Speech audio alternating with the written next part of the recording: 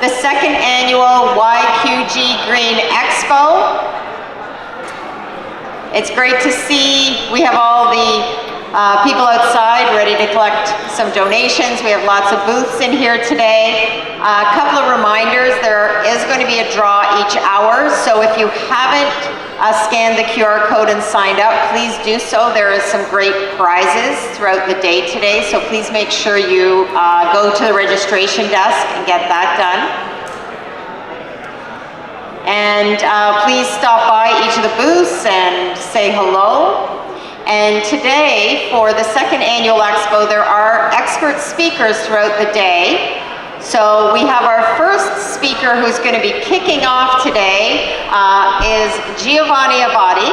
And Giovanni's going to be talking about a watershed. So I'd like to welcome him to the stage. I think he's somewhere in the house here. Everyone else here focused on the environment, trying to make a better planet and more sustainable. So, I just want to start off a little unorganized here. The last 40 years of my life I've been doing a lot of environmental work, mostly volunteering and employed, and I found two key things with environmental work. One, we can't do it alone. It takes a village, only because it's not a matter of that it's not a worthy cause to do it alone. But I find that our politicians and our elected officials don't listen to one voice, so it takes more than one to speak up. And I see here today a lot of organizations like Rachel Mills is over at the booth with Green Core Restore, Connectivity Initiative. We have Nettie and Mike with Colchester Matters group. Leo Silvestri's here with the Monarch Butterfly group. Leo. Deborah Harshaw, Carlo Abati, Nancy Abati are here with the Rotary Club. These are all worthwhile environmental organizations that mostly do it because of volunteer efforts, which is very encouraging. It's not a matter of money, it's just we know that there's a threat to our environment and everyone's doing their own little bit to help out.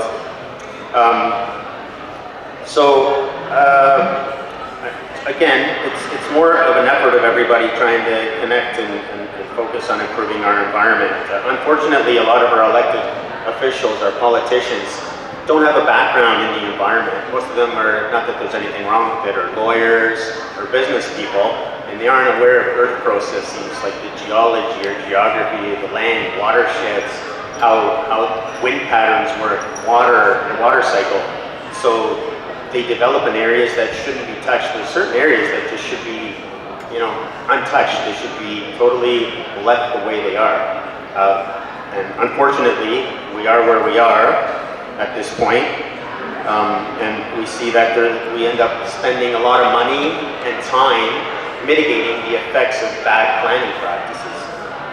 I have the wrong glasses, so I'm having a hard time. And we end up sacrificing a lot of our natural spaces for development. So that's one of the issues I find with the environment is that we need to come together. So that's what my Watershed Watchers Environmental Network is. It's trying to gather organizations, both businesses like we have here, not-for-profits, individuals, get us together so that when there are causes we have to fight for, and believe me, they're going to be coming up soon. We already have these issues now with our provincial government, that we can get together and show our governments that people do care about the environment and they are concerned with what's going on. The other issue is that a lot of the groups work in silos. So we have a lot of people focused on water quality or species, whether it's birds, snakes, reptiles, you name it, air quality. They're all working, one group's working here, one group's working here, so this network is trying to get them all together so we can make one cohesive effort. And it isn't for a matter of that everyone wants their own kingdom to say, I'm working on this bird species, don't come near, this is my funding. It's that people like Mike, Nettie, Rachel, Deborah, Leo, myself, we see a cause and we just go at it because we know that it needs to be worked on. So again, it's just people that find a concern and go out and attack that concern, and I'm just trying to link more people together. Again, we all are fighting for the same thing. We want a healthy environment, we want natural spaces, species to thrive, and hopefully with this network and Green Corps Restore, we can get it together and everyone work together to work on a better planet. So the goals of the Watershed Watchers Environmental Network, my booth is right over there. Just come over, there's a couple of surveys there you can take part in. You get a chance to win a draw of one of 3 $25 gift certificates for Tim Hortons. The goal is to advocate, protect the environment. That's one goal. The other one is to link all the different organizations and groups so we can be more cohesive in a larger group. And the third is just to raise awareness by having that booth and promoting different groups that people aren't aware of, right? They don't know of Colchester Matters, Green Corps Restore, the Monarch Group, Rotary Club, what everybody's doing. But having the booth there, people can see and hopefully they can volunteer, donate, become members, and broaden our networks. And the idea that maybe I'm just, wasting my time or we're all wasting our time with this, don't let that be a thing, folks, because just recently I did some comment cards for the official plan in the County of Essex. I had 60 people at the farmers market fill out the comment cards that I turned in and sent to the county. And I think it did, as well as everyone that I mentioned previously that actually spoke at council, it has an effect. Council had put stronger words now in their official plan. They've actually tried to protect more spaces. Can you go to the next slide? Is there a map up there right now? So that's the official plan. It's one of the schedule maps. It shows the natural areas and the developed areas. And just by looking at the natural areas, the green areas, look how little we have in all of Essex County. It's 8.6% natural land cover in all of Essex County. That's wetlands and woodlots. That's rather embarrassing and kind of disappointing. So by all of us that we spoke to the county, filled out the plans, the county is now, their goal is 15% natural land cover, which to me isn't enough. And interestingly enough, that official plan card that I have the 60 people comment on, the average, so some people might have said 10%, the average was 23%. That's how much people in the community want protected. So that's pretty good. It's better than 15. I mean, hopefully they work on that goal. As well as, sadly, 95% of the people that are those 60, no one even knew there was an official plan being worked on. So the idea that the county or their consultants are doing a good job to reach out to people is pretty bad. When I just went to the farmers markets and got 60 people, you'd think that the county might go to farmers markets, fairs, different events, and have people comment so they know what's going on. Instead, they have the ear of all the developers.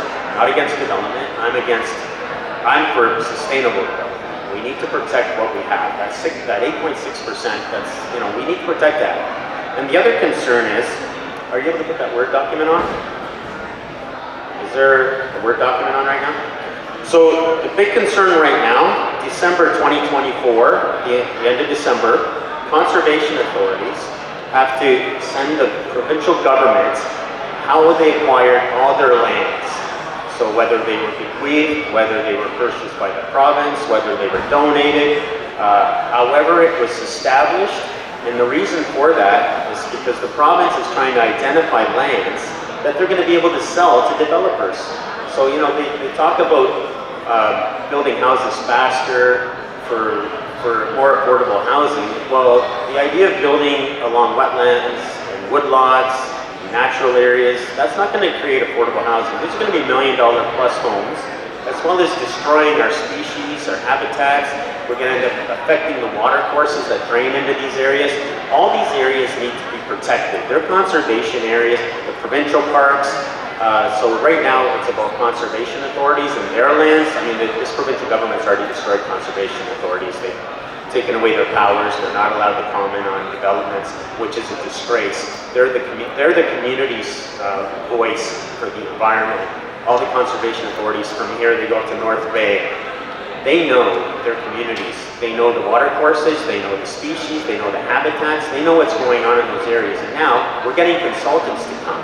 So a developer, say I'm a developer, I want to build that spot. You think that this is probably bad to say because this isn't proven, but is that developer going to protect that area, or is that consultant going to side with the person that's putting money in his pocket, the developer, right?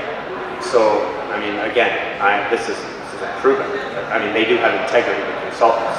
But a conservation authority's goal is to protect the municipalities that they serve, not the developer. So they know the species that are there. They know what rare species, the habitats, what's going on there. And now the provincial government is taking away all their powers, so they can't comment on anything. They're not able to have meetings anymore. The general public can't go to these meetings. So everything's done behind closed doors. They've destroyed legislation. The provincial policy statement's been changed. The wetland evaluation process has been changed. All these things to influence development and bypass any security or safety for our species and habitats, which affects, as we all know, it affects flooding, it affects erosion, it affects species biodiversity, it affects heat islands and weather patterns, local microclimates. You know, these are all things that are vital, as well as not only the water quality, because water quality and quantity will be affected, but also water quality in the sense of temperatures. If we start developing around all these wetlands and woodlots, we're putting concrete all around there, housing. Now it's not infiltration of the water into soil and cooling as before it hits the water courses. It's like, you know, the water's being heated by asphalt, concrete, your shingles, and it's just draining straight in these wetlands, and that's going to kill macroinvertebrates, so different insects, things that feed our fish, that feed our birds, that feed all up along the food chain. And we're going to lose this, and we wonder why the Little River and all our water courses in Essex County are basically stagnant. Well, that's because all we do is we get runoff from parking lots, we get rat fuel, motor oil, metal, the heat. There's no vegetation or infiltration to take away the pollutants and the heat and cool that water. So again, if anybody, I have a survey at my table there. It's like this. It's about 10 questions. It just asks you to comment on if you think it's a good idea to sell off our provincial lands, our conservation areas, as well as putting a priority list on agriculture, environment, housing, the economy, and infrastructure. And another thing about that official plan, I had those same questions about prioritizing those 5 sectors of the economy. 62% of the people that answered that put the environment as number 1. Then housing at 27%, agriculture at 22%, and 16% shows the economy.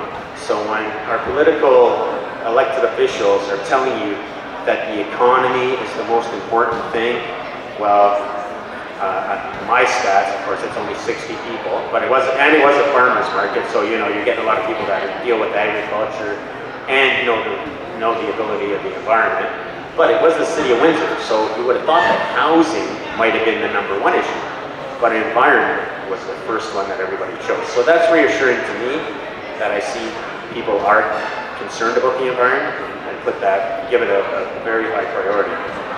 So yeah, stop in. You can win a chance to get one of 3 $25 gift cards with Tim Hortons. I'm going to analyze the data after and submit it to our provincial government. Like I said, because December 2024 is when they're going to start pounding us. You know, all our natural areas are up for grabs, and it's not going to be us that are benefiting. It's going to I don't see developers going over to the food bank asking for money. So it's not going to be affordable housing. It's going to be putting more money into the developers' pockets. As well, there's another. I have another little card there.